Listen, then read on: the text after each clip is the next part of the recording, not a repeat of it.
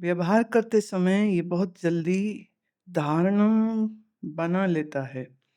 फिर मन में पीड़ा होती है कि ये विचार आया ही क्यों? कृपया दिशा दिखाएँ। पुरानी ट्रेनिंग और फिर एक जन्म की नहीं, कई जन्मों की। जानवर और मनुष्य में ज़्यादा फ़र्क है नहीं। जैसे जानवर भोजन देख के लार टपकाता है, कई बार भोजन छोड़िए, भोजन का नाम ले लो, उससे भी उसकी ज़ुबान लुतरने लग जाती। क्योंकि खाना, मज़ा, ये उसका एक इक्वेशन बन चुका है। तो इसलिए उसे खाना दें, तब तो वो स्वाद से खाता ही है, पर खाने का सिर्फ़ ज़िक्र कर दें, उसके सारे जो जूसेस हैं, सलाइवरी ग्लैंड्स एक्टिव हो जाते हैं। कंडीशनिंग ऐसी हो रखी। अब मनुष्य में और पशु में एक लेवल पर कोई फ़र्क नहीं। जैसे अगर लाइन लगा कर के मैं खट्टी चीज़ों का ज़िक्र करने लग जाऊँ, लिस्ट पे, मतलब करूँगी नहीं, कि आपको कष्ट होगा फिर उससे। लेकिन अगर हम लंबी लिस्ट में खट्टी और इमली वाली चीज़ों का नाम लेने लग जाएँ, तो आपकी ज़ुबान में भी वैसे ही पानी आ जाएगा, जैसे कुत्ते के मुँह में पानी आ जाता है भोजन का नाम सुनते ही। अब ये ट्रेनिंग है, हमारे मन की, हमारे शरीर की एक ट्रेनिंग है। इसी तरह से हमारे मन को सज़ा से डर लगता है, दुःख से डर लगता है, अपमान से डर लगता है। कोई मेरी बुराई करे, ये बहुत चिंता का विषय होता है।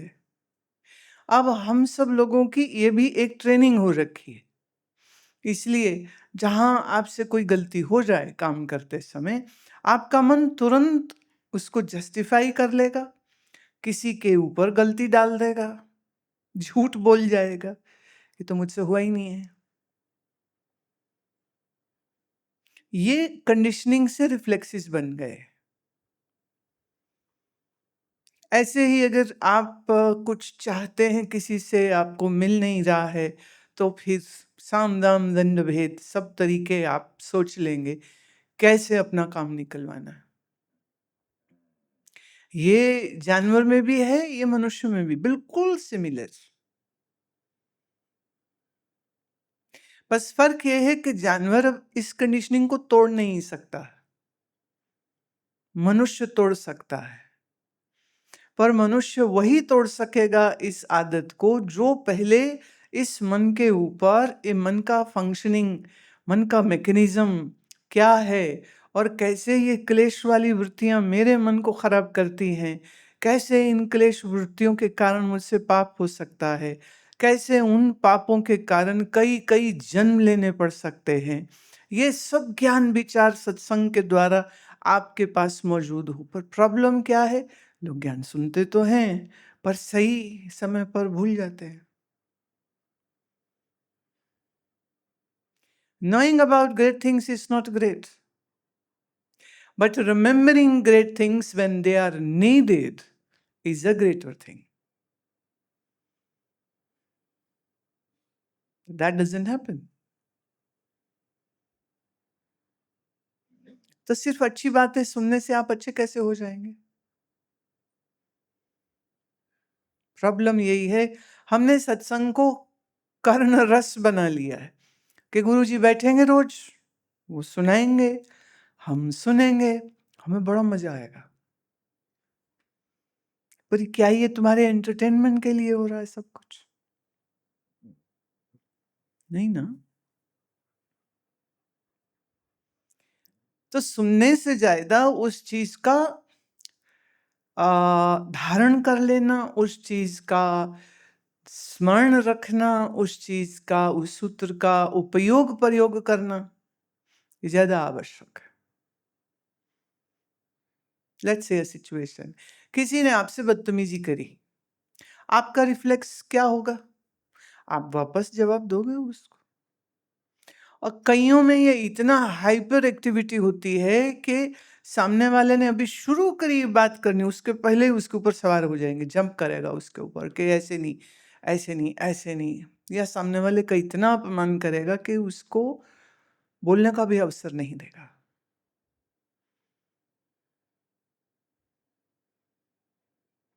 क्योंकि हमारा अहंकार अपमान सहन नहीं कर सकता है। और याद रहे, मैं गुरु होने के नाते कह रही हूं, हम भी अगर किसी का ज्यादा अपमान कर दें तो वो चेला भी बोरिया बिस्तरा उठा के भाग जाएगा कि गुरु जी हमसे ऐसे कैसे बोल दिए। इसलिए कलयुग में गुरुओं को भी बड़ा सावधान रहना पड़ता है। कोई अति अहंकारी है तो न कहो कि तुम अहंकारी हो।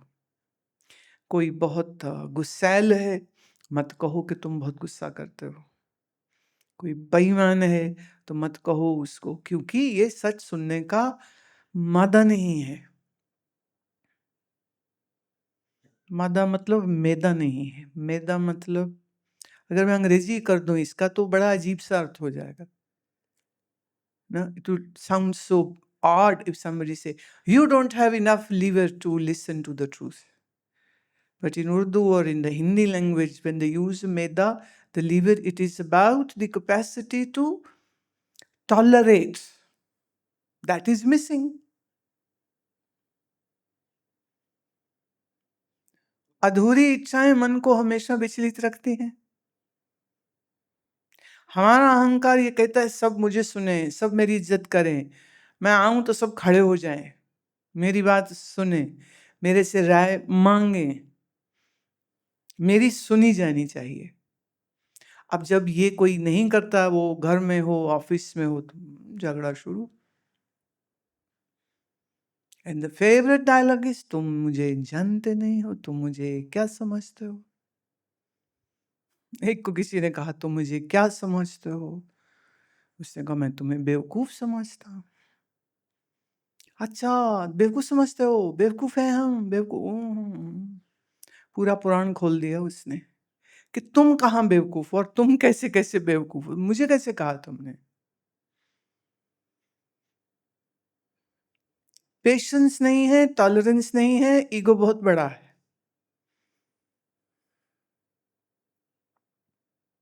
तो ऐसे में आपकी जो आदतें हैं मन की, वो तो बदल ही नहीं सकती।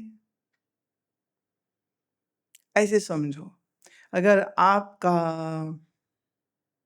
रोज का एक अभ्यास, समझ, विवेक के साथ ध्यान का एक अच्छा, प्राणायाम का एक अच्छा अभ्यास है। कई बार क्या होता है कि लोगों को लगता है कि गुस्सा आ तो रहा है पर मैं दिखाऊं नहीं। ये और गड़बड़ बात है। ये ऐसे लोग तो मनोरोगी हो जाएंगे, गुस्सा आ रहा है पर दिखा नहीं रहे हैं। ये गुस्सा तो उन्हें बर्बाद कर देगा। कई बार साधना करने वाले लोग भी ऐसे ही बेईमान हो जाते हैं, अंदर बहुत गुस्सा होता है पर दिखाएंगे ऐसे हम तो शांति मूर्ति हैं, है नहीं वो। फिर जहां उनको मौका लगता है, उनकी सारी अशांति जो है वो अजीब सी जगह पे फिर निकल जाती है। लेकिन अगर हम अपने मन को बदलने का विचार कर रहे हैं और हम बहुत अच्छे से रेगुलरिटी से साधना करते हैं, तो फिर क्या है, धीरे धीरे क्रोध से मेरा नुकसान हो रहा है, अगर ये बात समझ लग जाए तो आप क्यों क्रोध करोगे। Nobody hates oneself this much, and even after knowing that anger will be injuring and hurting me and my body and my mind, how can somebody be angry then? One person is angry and holds the anger because doesn't understands the ramifications of the anger, how it is going to disturb your liver, how it is going to disturb your sleep, how it is going to rise your blood pressure. But once you know it, then even if the situation is the worst, you will say, I'll have to protect my body health and my mind health, and the thing is already done.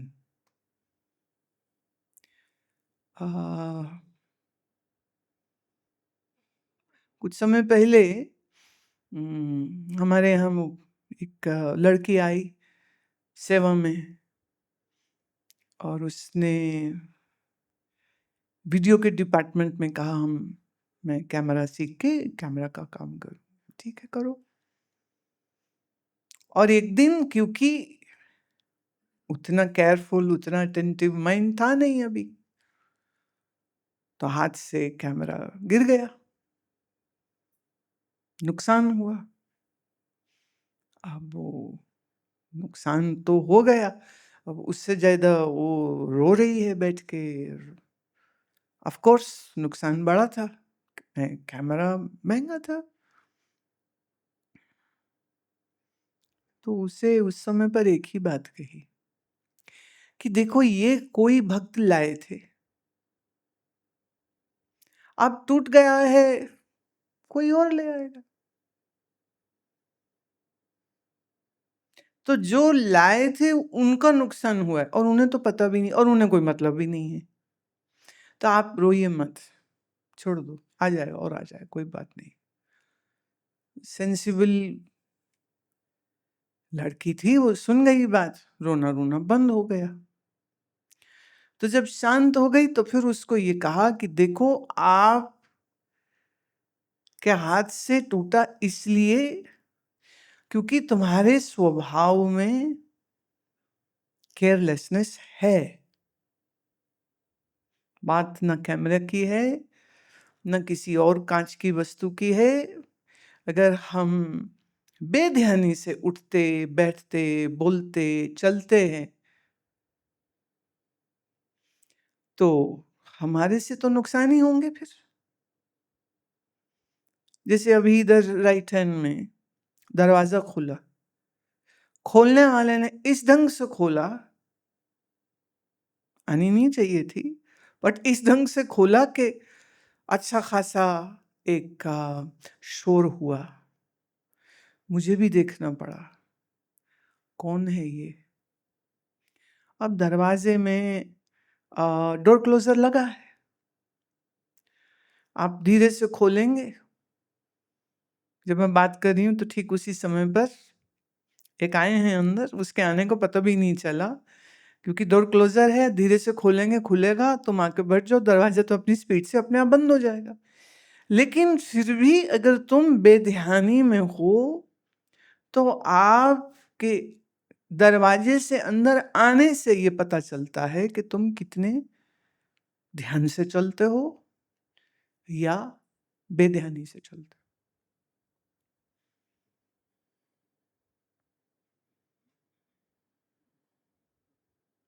तो प्रश्न दरवाजा खोलने और बंद करने का नहीं है।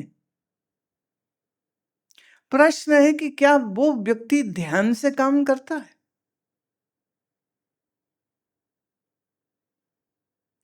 अब जैसे शाम को मैं आती हूं तो तिलक करते हैं। आप तिलक करने वाले का अगर मन हिला हुआ है, बेचैनी में है, बेध्यानी में है, तो उनका तिलक माथे के बीचों बीच आने की जगह कहीं और आ जाएगा, वहीं नहीं आएगा। ऐसा है, तिलक लेफ्ट राइट लग जाने से हमारी खूबसूरती में कोई फर्क नहीं पड़ने वाला। जो है सो है, जैसा भी है वैसा है। लेकिन उसने तिलक कैसे लगाया, इससे उसकी बेध्यानी या ध्यान से वो होश पूर्वक चलते हैं, वो व्यक्ति अपने मन का परिचय मुझे देता है।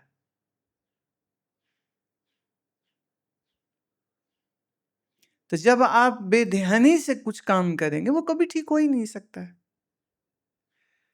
तो फिर कई बार ये कहना पड़ता है, बड़ी कंपनी, हर कॉर्पोरेट कंपनी हर चीज की एक प्रोसेस बनाती, इस प्रोसेस से काम करोगे, अपनी मर्जी से कुछ नहीं करना। क्यों? उनको आपके ऊपर ट्रस्ट नहीं है। जैसे रेस्टोरेंट वाले हैं, सब रेस्टोरेंट वालों के रेसिपी फिक्स होती है। हेड शेफ तो कोई 8-10 साल बाद जाके बनता है, लेकिन जो उसके नीचे काम कर रहे होते हैं वो मतलब एक दाल उसने दिन में 10 दफ़े बनाई है, तड़का 10 बार लगाया। कुक अगर मान लो ओवरनाइट हुई है, तो वो रोज बना रहा है, तो भी वो कहेंगे फॉलो द रेसिपी। अपने मन से नहीं कर सकते। जो बहुत कुशल शेफ होगा, वो शायद उसको देखने की ज़रूरत नहीं है कि स्टेप 1 क्या है, 2 क्या, 3 क्या, 4 क्या। क्यों? उसके अभ्यास में ये बात इतनी अच्छी आ चुकी है कि जब जीरा भुन रहा है, वो आँख से न भी देखे, तो उस सुगंध से जान जाता है कि जीरा ब्राउन हो चुका है। और जो गधा है अकल से, उसकी आँखों के सामने जल जाए, उसे तो भी नहीं पता चलेगा कि आँच कम कर लो या तेल ज़्यादा गरम था।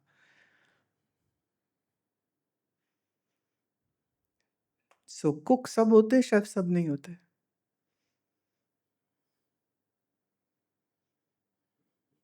मन पर दृष्टि हर पल रखने की ज़रूरत होती है। वो कब रखेंगे? जब आपकी एकाग्रता इतनी अच्छी सध जाए, आपकी होश इतनी अच्छी सध जाए, और फिर जब आप इस तरीके से काम करते हैं तो वो कोई गेम हो, स्पोर्ट हो, अ, खाना पकाना हो, सफाई करनी हो, अ, कोई घर डिज़ाइन करना हो, माने आर्किटेक्ट हो, इंजीनियर हो, कुछ भी हो। अब जैसे बेध्यानी से जब आप ज़िंदगी में सारे काम करते हैं, तो आपके सारे काम गलत होते हैं। जब आप अपने मन की जो हिलजुल है, इसको आप ठीक पहले कर लें, एकाग्रता साधें, और बिगड़े हुए मन से काम बिगड़ेंगे, इसलिए मन को सुधार लें। और मन को सुधारने का तरीका क्या होता है? मन को स्थिर करना। तो जितना मन स्थिर, जितनी बुद्धि स्थिर, तो आप हर पल के लिए चौकस हो जाते हैं। जब हम इस मन को स्थिर, शांत बनाने का अभ्यास करते हैं, पर विवेक पूर्वक, ज्ञान पूर्वक, समझ पूर्वक जब करते हैं, तो फिर धीरे धीरे इस मन की जो कंडीशनिंग है, ये चेंज होने लग जाती है। क्रोध, गाली तब आएगी ना जब मन में पहले से क्रोध बहुत सारा भरा हुआ हो, तो बाहर की सिचुएशन से तो खाली ट्रिगर होता है। कोई हमें गुस्सा देता नहीं है कि हमको उनके ने इसने मुझे गुस्सा दिला दिया। गुस्सा हमारे अंदर था, उसने सिर्फ बाहर आने का मौका दे दिया। नहीं तो कोई किसी को गुस्सा थोड़ी दे सकता है। पर गुस्सा आता है, कहाँ से आता है? अपने अंदर से आता है। तो आपने अपने मन में क्या-क्या स्टोर करके रखा है, ये तो आपको देखना पड़ेगा ना। अब रोज जब आप अभ्यास के लिए बैठते हैं, जब आप विचार करते हैं, तो विचार और ध्यान जब दोनों साथ-साथ चलते रहते हैं, तो फिर एक हमको नई बुद्धि का सृजन, एक नए मन का सृजन करने का अवसर मिलता है, जहाँ हमारी रिफ्लेक्सेस बदल जाती हैं।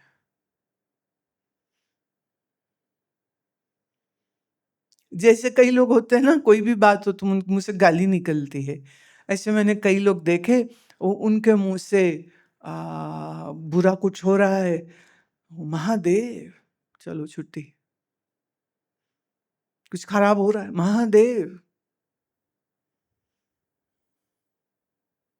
That one word Mahadev for that person is so powerful and so potent. Why?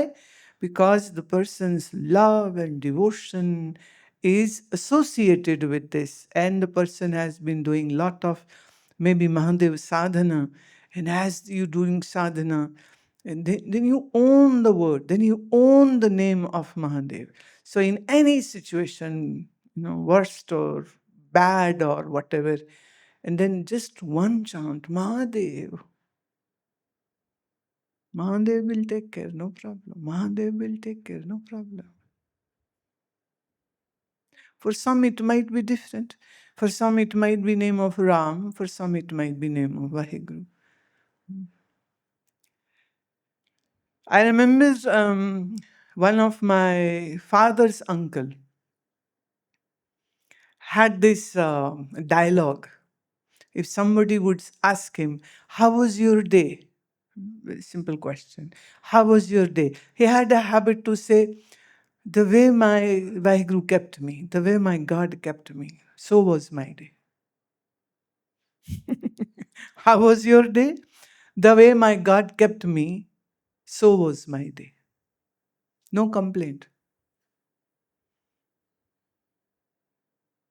This means the mind is totally devoted to the divinity. Hence, there is no doubt, there is no sense of insecurity, there is no sense of, what will happen? What will I do? No, no, no. Any situation, my God will take care of it. Now, for us, at least people living in Bharat, people who are living Dharma life, they know it. Our God is not living on the seventh sky, away and far and distant from us. No, no, no. Sarvam khalvidam brahma.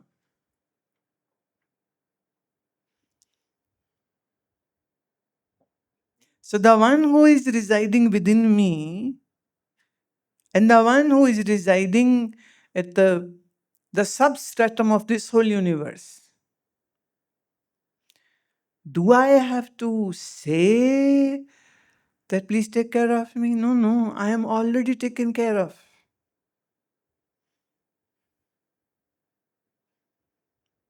My very existence is the evidence of divine.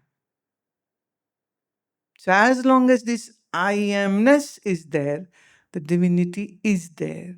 So our God is not away and distant, and we don't have to call out loud 5 times a day or 4 times a day or 3 times a day. When you know what the divinity is and you're totally into it, so how was your day? As my God kept, so was my day. वो पूछते थे, शाह जी दिन दिन कैसा बीता? वो कह रहे थे जैसा मेरे रब ने कटा दिया वैसा दिन कट गया। अच्छा था, उसकी मर्जी, बुरा था, उसकी मर्जी। बोले मेरी तरफ अच्छा बुरा कुछ नहीं, जो हो रहा है अच्छे के लिए हो रहा है, बुरा हमारा होता नहीं है। तो जब आप अपमान से डरते हैं, जब आप सामने वाला मेरे को बुरा कहेगा इससे घबराते हैं, या कोई बुरा कह ना दे इससे घबराते हैं, और सामने वाला बुरा कह देगा, तुम तो बहुत परेशान हो जाओगे। लेकिन अगर आप शांत मन के हैं और सामने वाला बदतमीजी पे बदतमीजी करेगा, ये सब चीजें एकदम से नहीं आ जाती, समय लगता है, वक्त लगता है। तो जब तुम्हारा मन बुरा कुछ कर जाए या बुरा व्यवहार कुछ कर जाए, तब उस पर दुखी नहीं होइए, बस ये है कि थोड़ा और सावधान होइए। प्यास लगने पे कुआं नहीं खोदा जाता, कुआं पहले खोदना पड़ता है। तो ये हमारी रोज की अभ्यास होनी चाहिए, काहे की? शांत रहने की, किसी से अपेक्षा न रखने की और स्थिर रहने की। और जब आप मन को स्थिर रखते हैं, कैसे? मंत्र से, श्वास से, होश से, प्राणायाम से, जो भी करो, विचार से। मेरे को ये बहुत पसंद है बात, मैं इसलिए कई बार इसको कहती हूँ। इस शरीर के पिता का ट्रांसपोर्ट का बिजनेस था, तो उनके एक बार कंडक्टर आपस में लड़ पड़े। वो गए तू कुत्ता, बोले तू कुत्ता, और बड़ी देर चलता रहा। माने पीट पिटा चुके पहले, और फिर पिटते पिटते वो उनके ऑफिस के ठीक सामने ही आके आपस में गाली गलौज करे। तो बोले तू कुत्ता, बोले तो एकदम ने कहा रुक, मैं वो कुत्ता जिसको मेम साहब गोदी में लेके गाड़ी में घूमती है, तू वो कुत्ता जो नाली में बैठता है। चल ठीक, डन, मंजूर मुझे, कोई बात नहीं। अब ये इतनी अजीब सी बात है कि जिसने ये बात कही, कहने के बाद उसने मुंह धोया, पानी पिया, कुर्सी में बैठ गया, बोले मैं नहीं लड़ता और डन, मैं हूं कुत्ता, चल। पर कौन सा वाला? कोई दिक्कत नहीं। और सामने वाले को समझ ही नहीं लगी कि मैंने एक लड़ा रहा और दूसरा पानी पी के कुर्सी में बैठ जाए तो लड़ाई तो खत्म। तो वो बड़बड़ाता हुआ चला गया और पिताजी से आके शिकायत करा कि देखो इसने मेरे को क्या बोला, इसने मेरे को ये बोला। कहते भाई तूने भी तो उसको यही बोला, दोनों ने एक दूसरे को गाली दी है। उसने स्वीकार कर ली, बोले ठीक है, हूं, ठीक है। पर ये सज्जन की जो समझदारी है, ये बड़ी काम की चीज है। मैंने तुम्हें इसलिए सुनाई ताकि तुम याद रख लो, और अगली बार तुम्हें कोई कहे कुत्ता तो तुम्हें याद रहना चाहिए। अब जेंडर मेल फीमेल जो भी होए, मान लो सामने से कोई कहे तो उस समय तुम्हें ये बात याद आ जानी चाहिए कि ठीक है, मतलब होंगे तो अच्छी ब्रीड वाले होंगे ना, बुरे वाले नहीं होंगे। मन का काम है गिरना, क्योंकि मन की ट्रेनिंग खराब है, right? So when we train our mind well, when we condition our mind well, if you have a worldly training, your mind will be so ready to be angry and sad and depressed and distressed and whatnot. But if you have trained your mind with wisdom, with yoga, then you are nurturing a new style of thinking. And you are training yourself to absorb energy. Is neither good nor bad. You just understand how to use the energy thrown by an opponent. Okay, but if I know how to use the energy, I'll be saying thank you to that person for saying those words, because behind those words there was an energy coming. Na? You use that energy. For example, if you, well, one should never drink juice from the box or tin or carton. Never, never.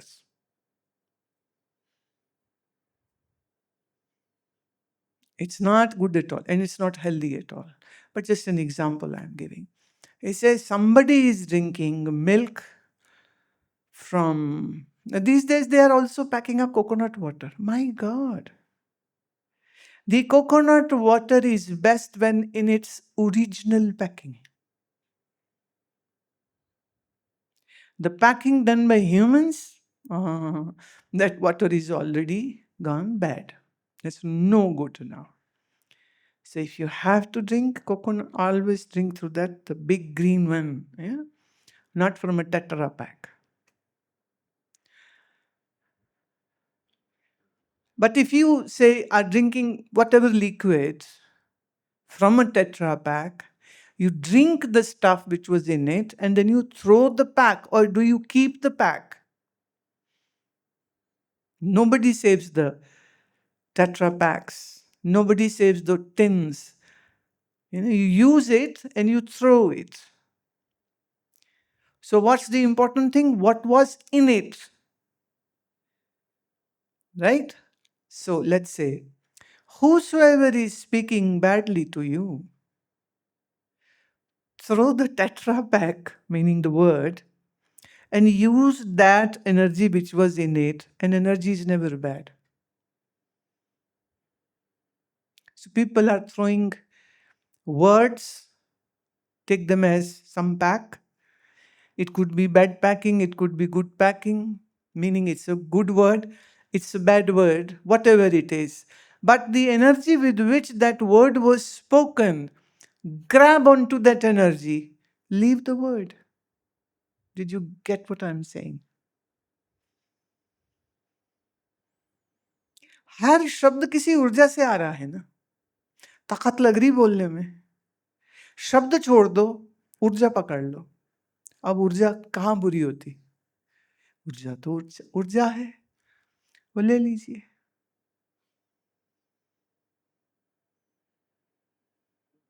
सो मन की training करनी पड़ती है। अब मन तो भुलक्कड़ है, फिर भूल जाएगा, फिर गलती करेगा, फिर कोई बात नहीं। गिरो उठो, गिरो उठो, गिरो उठो, गलती हो जाए सुधारो, उठिए। क्या है ना वो शेर, गिरते हैं शाहसवार मैदान जंग में। पर गिरने का मतलब ये नहीं ना कि वो गिरा ही रहे, वो फिर उठता भी तो है ना। तो गिरना उतना इम्पोर्टेंट नहीं जितना इम्पोर्टेंट है कि उतनी बार उठे हम। तो जब मन भूल करे उस समय तो अकल चलनी नहीं, तब तो गलती ही करेगा। पर बाद में एटलीस्ट रिफ्लेक्ट तो करो उसके ऊपर। आप फिर समझ लो कि भाई एक बार हो गई, दोबारा नहीं करेंगे। एक ही गलती को बार बार करे तो वो मूर्ख है। गलती हो जाए, गलती से शिक्षा ले ले, फिर यत्न करे वो गलती दोबारा ना हो, तो आप समझदार व्यक्ति हो।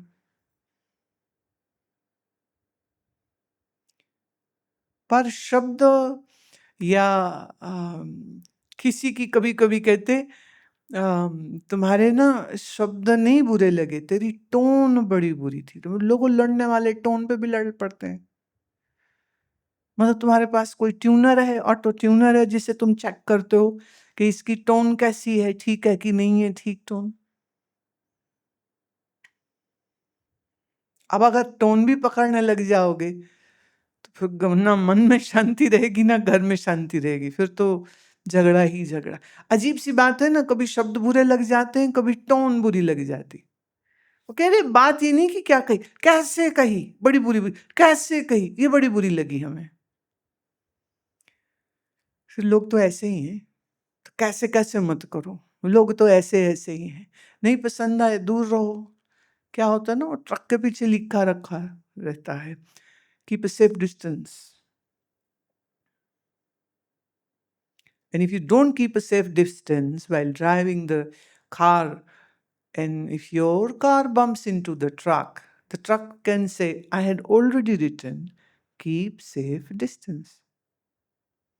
So when you are dealing with people, what should be the motto? Keep safe. Now, others will not have this statement on their t-shirt. Maybe you have a t-shirt. Please get a t-shirt done. Keep a safe distance. And there are many people whom you know will misbehave with you. So please remember to wear that t-shirt. Right? And when the person comes and misbehaves, read. And then leave the room. Keep safe distance.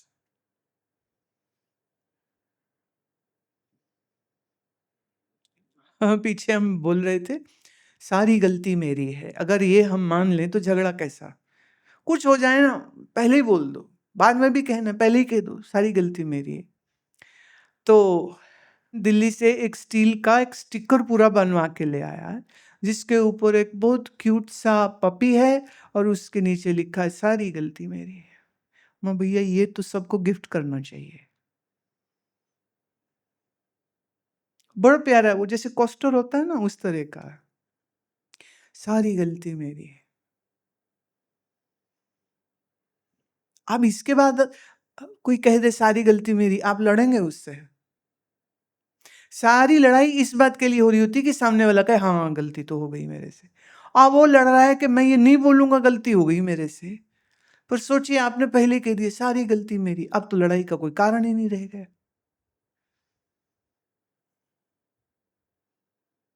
तो अब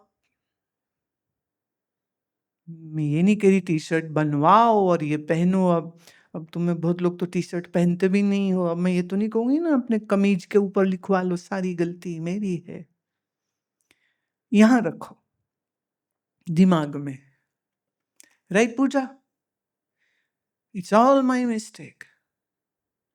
That should be the mantra of life. Go anywhere, do whatever, and maybe things will be, errorful from your side. But you have already taken the mantra that it's all my mistake. Nobody can fight with you. It's all my mistake. And that's what most of the English people do. When I was in England, for everything and anything, they say, "Oh, I'm sorry, I'm sorry, I'm sorry." That's a favorite word. I'm sorry, I'm sorry. Nice thing to say. But I got fed up with this person because she was driving the car with every bump, with every brake, with every speed breaker. She would say, "Oh, I'm sorry, Guru." I said, "Please say it once.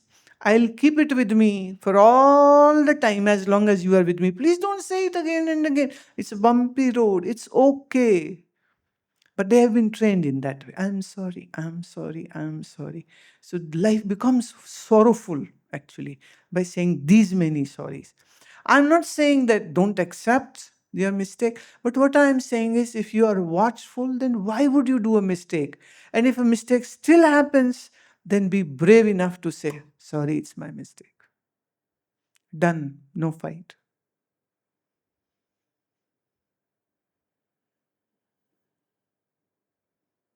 मुश्किल है ये काम करना है। मेरे से थोड़ी गलती हुई, मेरे से नहीं होती कोई गलती। अपनी गलती देखो, तुमने क्या-क्या कर दी, मेरे से नहीं होती गलती, अब लड़ो, मरो। बेस्ट क्या है? मेरी गलती।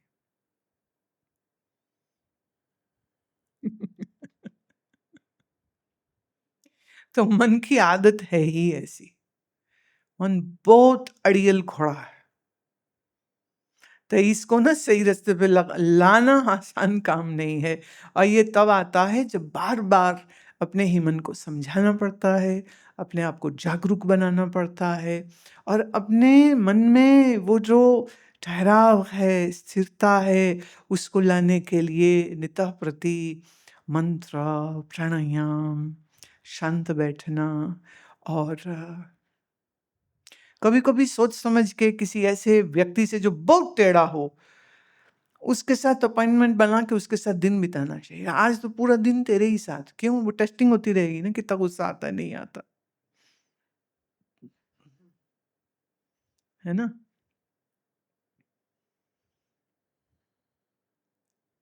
आसान है ये। आसान है अपने मन को बदलना। अगर हमें मन का गंदा स्वरूप पसंद नहीं है, तो हम क्यों चाहेंगे ना ये गंदगी अपने अंदर रखना? लेकिन ये ज़रूर याद रहे, बहुत बार चूक जाओगे, भूल जाओगे तुम।